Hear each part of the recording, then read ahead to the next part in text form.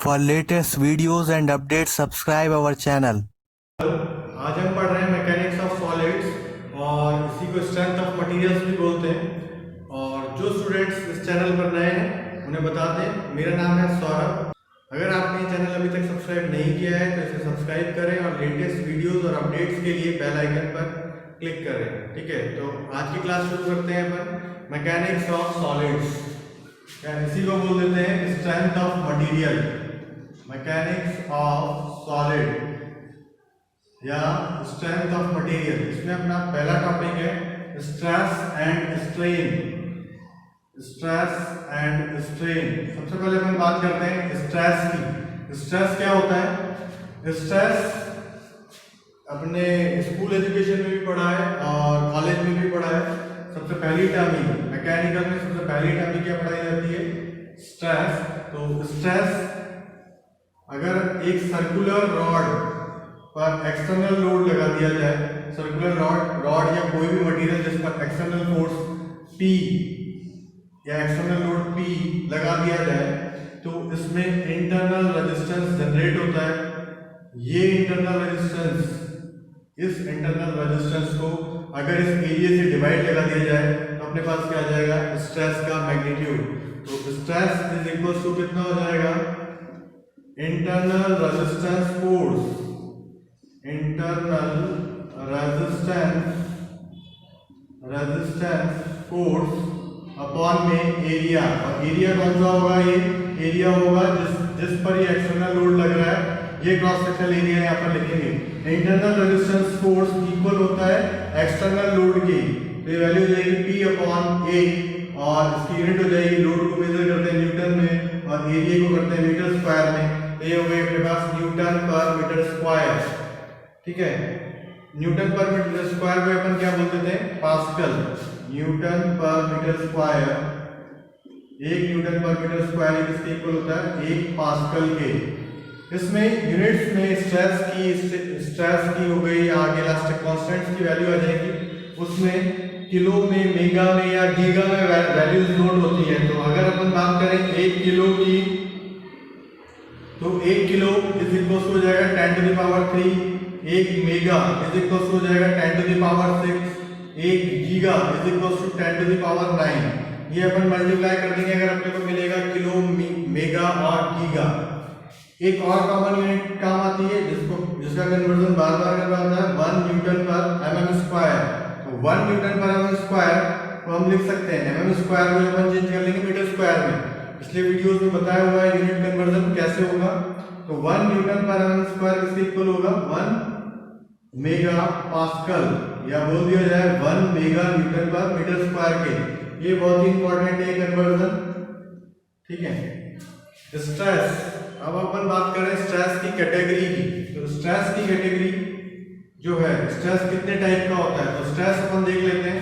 ये स्ट्रेस होता है जनरली या ब्रॉडली बोल दें 2 टाइप का। बुक्स में आपको अलग अलग टाइप का मिल जाएगा ये, लेकिन अपने को केवल याद रखना है ये 2 टाइप का ही होता है, नॉर्मल स्ट्रेस और शियर स्ट्रेस। 4-5 नाम अपने को याद नहीं करने हैं। इसकी कैटेगरी क्या है? नॉर्मल स्ट्रेस और शियर स्ट्रेस। शियर स्ट्रेस, ये पूरा टॉपिक सब आपको समझ में आ जाएगा। इसके लिए आपको ये पूरा वीडियो देखना होगा। अगर आप बीच में छोड़ छोड़ के वीडियो देखेंगे तो समझ में नहीं आएगा। नॉर्मल स्ट्रेस और शियर स्ट्रेस। नॉर्मल स्ट्रेस नाम से क्लियर है, नॉर्मल यानी कि कैसा? परपेंडिकुलर। परपेंडिकुलर जैसे P लोड है, P लोड इस एरिया से कैसा लग रहा है? परपेंडिकुलर। तो ये कौन सा स्ट्रेस कहलाएगा? नॉर्मल। अगर अपन डायग्राम देखें तो नॉर्मल स्ट्रेस ये हो गया अपने पास परपेंडिकुलर, ये इसकी साइज को बढ़ा रहा है। और अगर अपन एक और डायग्राम देखें तो ये इसकी साइज को घटा रहा है। ये हो गया अपने पास, ये इसकी साइज को बढ़ा रहा है, तो इसको क्या बोल देंगे अपन? Tensile stress. और ये स्ट्रेस हो जाएगा अपने पास compressive stress. Compressive stress, compressive stress यानी अगर एक्सटर्नल लोड फाइबर को इलोंगेट करता है तो वो स्ट्रेस हो जाता है टेंसाइल, और कंप्रेस मतलब उसको शॉर्टन करता है तो वो कहलाता है कंप्रेसिव स्ट्रेस। है ये नॉर्मल स्ट्रेस के ही टाइप। तो अपन याद रखेंगे स्ट्रेस की ब्रॉड कैटेगरी नॉर्मल और शियर ही होती है। नॉर्मल में लोड एक्सटर्नल कैसा लगता है, परपेंडिकुलर, इसकी वैल्यू गिवन होगी, और शियर में कैसा लगता है, यही स्ट्रेस पैरेलल, जो भी एरिया होगा उसके अगर पैरेलल यहाँ पर भी लगता है पैरेलल, तो ये क्या कहलाएगा, शियर स्ट्रेस। लगाते अपन एक्सटर्नल लोड है, इंटरनल रेजिस्टेंस में जनरेट होता है, जिससे क्या बनता है अपने पास स्ट्रेस, वो चाहे नॉर्मल स्ट्रेस बने चाहे शियर स्ट्रेस। आगे जब हम अगले चैप्टर में पढ़ेंगे तो bending stress, torsional shear stress, circumferential stress, hoop stress, longitudinal stress, ये सभी स्ट्रेस आने वाले हैं। लेकिन उन दोनों की ब्रॉड कैटेगरी क्या होने वाली है, नॉर्मल और शियर स्ट्रेस। तो अपन याद रखेंगे स्ट्रेस केवल दो ही टाइप का होता है, नॉर्मल स्ट्रेस और शियर स्ट्रेस। ठीक है, नॉर्मल स्ट्रेस को डिनोट करते हैं अपन सिग्मा से, शियर स्ट्रेस को करते हैं टॉ से, टेंसाइल को करना चाहे तो सिग्मा टी से, कंप्रेसिव को सिग्मा सी से।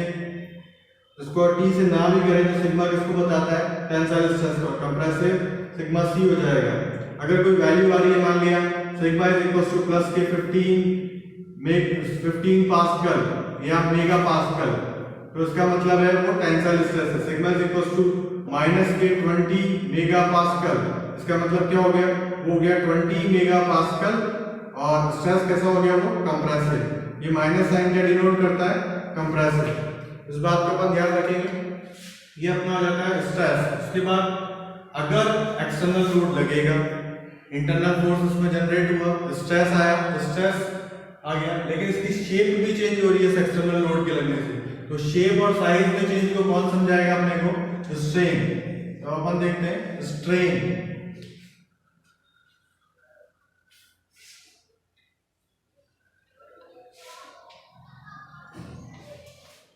स्ट्रेन, तो स्ट्रेन किसको डिनोट करता है, स्ट्रेन मटेरियल की अगर शेप चेंज होती है तो स्ट्रेन किसे डिनोट करता है, ये अपना जो भी मटेरियल अपन ने पहले माना था रॉड ही है, मान लो एक सर्कुलर रॉड, इस पर एक्सटर्नल फोर्स या एक्सटर्नल लोड P लगाया हुआ है अपन ने, P किलो न्यूटन का। इस P किलो न्यूटन के लगाने से इसकी शेप चेंज होगी, इसकी लेंथ चेंज होगी, इसका डाया चेंज होगा। इसकी लेंथ स्टार्टिंग में मान लेते हैं अपन L नॉट है, तो जब अपन लोड लगाएंगे तो ये डिस्टेंस कितनी हो जाएगी अपने पास, ये लेंथ बढ़ के ये लेंथ इतना इंक्रीमेंट हो जाएगा, इसमें बोल सकते हैं L नॉट के बाद ये हो गई L डैश, इंक्रीज वाली लेंथ। लेकिन अपन इसको ना लिख के अपन डायरेक्ट इसको क्या लिख देते हैं, डेल्टा L का इसमें हो गया इंक्रीमेंट। ऐसे ही अगर अपन देखें इसका जो डायमीटर है D नॉट, वो बाद में कितना हो गया अपने पास, ये रह गया D, यानी कितने का चेंज आ गया इसमें भी चेंज आ गया अपने पास, डेल्टा D का चेंज इसमें भी आया है। ठीक है, लेंथ भी चेंज हुई है और डायमीटर भी।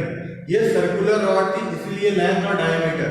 अगर ये रॉड रेक्टेंगुलर यानी कि क्यूबॉइड होता, ठीक है, क्रॉस सेक्शनल एरिया रेक्टेंगुलर या स्क्वायर होता, तो उसकी विड्थ भी होती और हाइट भी होती, तो दोनों में चेंजेस आते।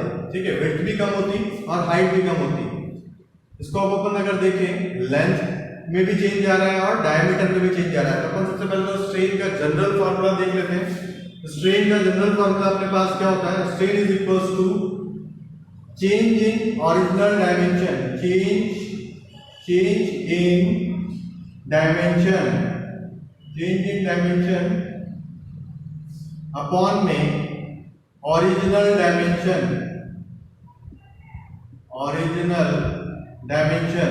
अब चेंज इन डायमेंशन में अपन कोई सी भी डायमेंशन ले सकते हैं, लेंथ ले सकते हैं, विड्थ ले सकते हैं, हाइट ले सकते हैं। तो अगर डायमेंशन लेंथ की ये चेंज कराए तो ओरिजिनल भी लेंथ को ही लिख देंगे अपन। इसकी यूनिट अगर अपन देखें तो डायमेंशन भी मीटर में और ओरिजिनल भी मीटर में, तो ये कैसी हो गई क्वांटिटी, यूनिटलेस क्वांटिटी हो गई। ये भी एग्जाम में पूछ लेते हैं, यूनिटलेस क्वांटिटी, ये यूनिटलेस क्वांटिटी है। तो स्ट्रेन जो होता है change in dimension upon original dimension, इसको अलग अलग तरीके से लेंथ वाला भी स्ट्रेन कैलकुलेट किया जा सकता है। इसके ट्रांसवर्स, इस लेंथ के परपेंडिकुलर जो डायमेंशन होती है उसको बोला जाता है लेटरल डायमेंशन या ट्रांसवर्स डायमेंशन। ठीक है, तो लेटरल और ट्रांसवर्स डायमेंशन कैलकुलेट कर लेते हैं, लॉन्गिट्यूडनल डायमेंशन कैलकुलेट कर लेते हैं। तो सबसे पहला स्ट्रेन देखते हैं अपन, लॉन्गिट्यूडनल स्ट्रेन। इसकी वैल्यू कितनी हो जाएगी, इसकी वैल्यू जाएगी चेंज इन डायमेंशन, कितना चेंज आ रहा है, डेल्टा L। इसको इस तरीके से लिखा होता है length final minus length initial upon में L इनिशियल। अगर इसी को फॉलो करें तो फाइनल लेंथ कितनी है अपने पास L naught plus delta L, और अपने पास इनिशियल लेंथ कितनी थी एल नॉट, और ओरिजिनल लेंथ इनिशियल मतलब वो कितनी है एल नॉट। सो सॉल्व करेंगे, एल नॉट से एल नॉट कैंसिल, वैल्यू आ जाएगी अपने पास डेल्टा एल अपॉन में L naught, delta L upon L naught. ये आ गया अपने पास लॉन्गिट्यूडनल स्ट्रेन, जो क्या होता है change in dimension upon original dimension. इसके बाद अपन देखें लेटरल स्ट्रेन, लेटरल स्ट्रेन, और इसी को बोलते हैं ट्रांसवर्स स्ट्रेन, इसी को बोला जाता है ट्रांसवर्स स्ट्रेन। तो लेटरल स्ट्रेन और transverse strain is equals to क्या होगा, अब लेटरल डायमेंशन कौन सी है डायमीटर, डायमीटर वर्टिकल देखो तो भी डायमीटर है और हॉरिजॉन्टल देखो तो भी डायमीटर है। तो final diameter minus initial diameter upon में इनिशियल डायमीटर। फाइनल डायमीटर कितना है इनके पास, स्टार्टिंग में डी नॉट था, बाद वाले को अपन बोल देते हैं डी डैश, ठीक है। तो ये हो गया अपने पास डी डैश फाइनल, या अपन इसकी वैल्यू डायरेक्ट लिख देते हैं फाइनल वाले की। फाइनल डायमीटर कितना हो जाएगा, डी नॉट में से कितना माइनस कर दो डेल्टा डी, तो ये हो गया D not minus delta D minus D not original, initial भी कितना था ये, इससे कैंसिल हो जाएगा, वैल्यू कितनी आ जाएगी अपने पास minus delta D upon D naught. Positive और नेगेटिव बस स्ट्रेन में अपने को बताता है कि डायमेंशन बढ़ रही है डायमेंशन घट रही है। तो ये नेगेटिव साइन किसको डिनोट करता है, ये डिनोट करता है in decrease in dimension, it denotes decrease in dimension, it denotes decrease in dimension. Positive आता है तो मतलब इंक्रीज इन डायमेंशन। तो लॉन्गिट्यूडनल स्ट्रेन भी हो गया, लेटरल स्ट्रेन भी हो गया। उसके बाद अपने को देखना है वॉल्यूमेट्रिक स्ट्रेन, लेकिन वॉल्यूमेट्रिक स्ट्रेन पढ़ने से पहले इन दोनों से रिलेट करता हुआ एक टर्म है जिसको बोलते हैं अपन पॉइजन्स रेशियो। तो कैलकुलेट कर लेते हैं अपन पॉइजन्स रेशियो, पॉइजन्स रेशियो वो कैसे कैलकुलेट हो जाता है, लॉन्गिट्यूडनल और लेटरल स्ट्रेन से। इसको किससे रिप्रेजेंट करते हैं, म्यू से भी कर देते हैं, और किन्हीं बुक में 1/m भी लिखा आता है, तो म्यू और 1/m, तो इसकी वैल्यू क्या होती है, mu is equals to lateral strain upon में longitudinal strain, lateral strain upon longitudinal strain, ठीक है। लेटरल स्ट्रेन भी यूनिट लेस है, लॉन्गिट्यूडनल भी यूनिट लेस है, म्यू भी यूनिट लेस है।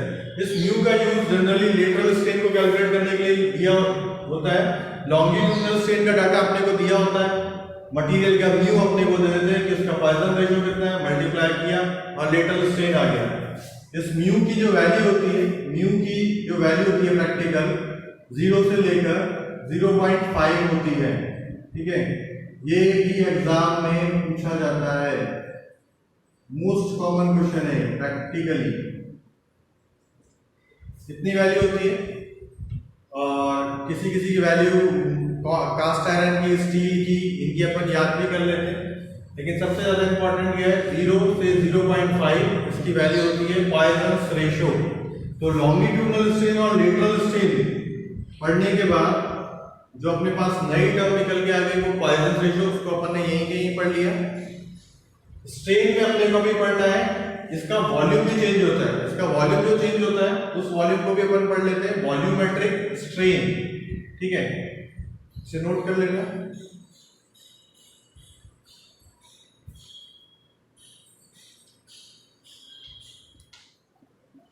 वॉल्यूमेट्रिक स्ट्रेन, वॉल्यूमेट्रिक स्ट्रेन समझने के लिए अपन बना लेते हैं क्यूबॉइड, क्यूबॉइड क्योंकि वो रॉड थी दोनों साइड, दोनों लेटरल डायमेंशन अपने पास डायमीटर ही थी, एकदम एग्जैक्ट क्लियर समझ में आएगा, और न्यूमेरिकल भी कुछ इसी टाइप के आते हैं, ठीक है। ये मान लिया हमने एक्स डायरेक्शन, वाई डायरेक्शन और जेड डायरेक्शन, लेंथ ए, बी और सी। अगर अपन इस पर स्ट्रेस लगाएंगे, तीनों डायमेंशन में स्ट्रेस लगा देते हैं अपन, स्ट्रेस सिग्मा एक्स कैसा है, इस डायरेक्शन के लोड को इसी डायरेक्शन के एरिया, इसी डायमेंशन से, इसी एरिया से डिवाइड लगा लेंगे तो अपने पास क्या आएगा, सिग्मा एक्स। न्यूमेरिकल्स में कभी ये दिया होता है डायरेक्ट, नहीं तो अपन कैलकुलेट कर लेते हैं। तो सिग्मा एक्स ये हो गया अपने पास सिग्मा वाई और सिग्मा जेड। ये स्ट्रेस लगने के कारण ए बी और सी तीनों डायमेंशन क्या हो जाएंगी, इंक्रीज। तो डायग्राम कुछ ऐसा हो जाएगा,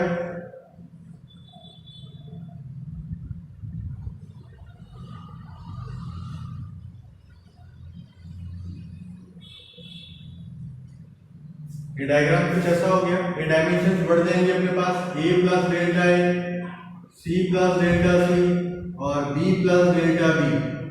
ये डायमेंशन अपने पास इंक्रीज हो गई क्योंकि सारे फोर्स कैसे थे, पुल टाइप के, टेंसाइल टाइप के फोर्स थे। इसका अगर अपन ओरिजिनल वॉल्यूम कैलकुलेट करें तो इसका ओरिजिनल वॉल्यूम क्या है, एल बी और एच। तो ये हो गया a multiply b multiply c और ये हो जाएगा इसका बाद वाला फाइनल वॉल्यूम, क्योंकि वॉल्यूमेट्रिक स्ट्रेन का फार्मूला क्या होता है, volumetric strain is equal to final volume minus initial volume upon में इनिशियल वॉल्यूम। ठीक है, तो बी डैश जो होगा वो कितना होगा अपने पास, इन तीनों डायमेंशंस का multiply, A plus delta A, B plus delta B और सी प्लस डेल्टा सी। ये तीनों डायमेंशंस का मल्टीप्लाई क्या हो जाएगा अपने पास, बी डैश। तो अपने को कैलकुलेट करना होगा ए प्लस डेल्टा ए। देखो उसको कैसे कैलकुलेट कर लेते हैं, एक्स डायरेक्शन में जो स्ट्रेस लग रहा है अपने पास लग रहा है सिग्मा एक्स। तो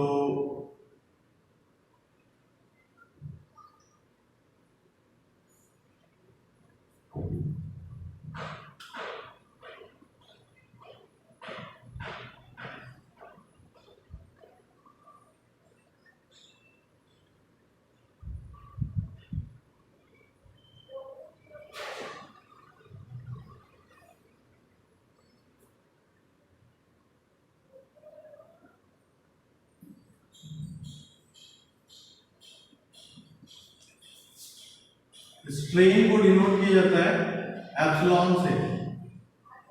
स्ट्रेन को डिनोट करेंगे एप्सिलॉन से, या इसको बोल देते हैं एप्सिलॉन।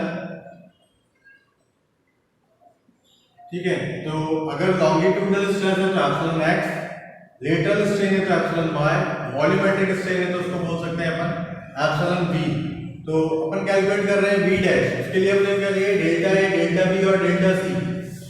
हम जानते हैं डेल्टा ए जो होगा वो कैसे कैलकुलेट हो सकता है, स्ट्रेन की डेफिनेशन से। स्ट्रेन की डेफिनेशन क्या थी, चेंज इन डायमेंशन अपॉन में ओरिजिनल डायमेंशन, एक्स डायरेक्शन में लेंथ में चेंज अपॉन एक्स डायरेक्शन की ओरिजिनल डायमेंशन। तो डेल्टा ए अपने पास कितना हो जाएगा, ए एप्सिलॉन एक्स। इसी तरह similarly delta B is equal to B epsilon Y और delta C is equal to C epsilon Z. ये तीनों वैल्यू अपने को मिल गई, यहाँ वैल्यू पुट कर देंगे अपन। तो ये वैल्यू आ गई ए plus delta A. Delta A की वैल्यू कितनी है, ए एप्सिलॉन एक्स, ये ए हो गया, ये ए एप्सिलॉन एक्स हो गया। तो ए कॉमन ले लेंगे तो कितना बचेगा, 1 प्लस एप्सिलॉन एक्स। और ऐसे यहाँ पर क्या बचेगा, 1 प्लस एप्सिलॉन वाई, सी 1 प्लस एप्सिलॉन जेड। इसको मल्टीप्लाई कर लेंगे तो ए बी सी और इन तीनों का मल्टीप्लाई हो जाएगा, तीनों का मल्टीप्लाई हो जाएगा। तो इसको करके देखना, ये आ जाएगा 1 plus epsilon x plus epsilon y plus epsilon z plus epsilon x epsilon y epsilon z epsilon x plus epsilon x plus y, sorry epsilon x y और जेड। इसको मल्टीप्लाई करके देखना, अपने काम का केवल क्या है, अपने काम का x plus y plus z. ये सारी वैल्यूज बहुत छोटी आने वाली हैं, तो सबको नेगलेक्ट करके अपन क्या कर देते हैं, हटा देते हैं। तो अपने काम क्या क्या बचा, a b c 1 plus epsilon x plus epsilon y plus epsilon Z. ये वैल्यू हो गई a b c 1 plus epsilon x plus epsilon y plus epsilon z. तो ये वैल्यू अपने काम आएगी बी डैश की। ठीक है, F1 plus epsilon x plus epsilon y plus epsilon z. तो एप्सिलॉन v हो जाएगा अपने पास v फाइनल ये रहा अपने पास, ये है a b c 1 plus epsilon x y और जेड माइनस v नॉट कितना है, ओरिजिनल वाला इनिशियल वाला ए बी सी और अपॉन में भी ए बी सी। इसमें से ए बी सी कॉमन आ जाएगा, ए बी सी से ए बी सी कैंसिल हो जाएगा, पहले कॉमन आएगा उसके बाद कैंसिल होगा। फिर ये वैल्यू आ जाएगी अपने पास 1 plus epsilon x plus epsilon y plus epsilon z minus 1 common लेने के बाद कैंसिल, 1 से 1 कैंसिल हो जाएगा और वैल्यू अपने पास आ गई epsilon b is equal to x plus y plus z. तो हमने देख लिया कि एप्सिलॉन v वॉल्यूमेट्रिक स्ट्रेन कैसे कैलकुलेट हो जाता है, epsilon x plus y plus z और इसी को ही अपन बोलते हैं delta v upon v, change in volume upon original volume.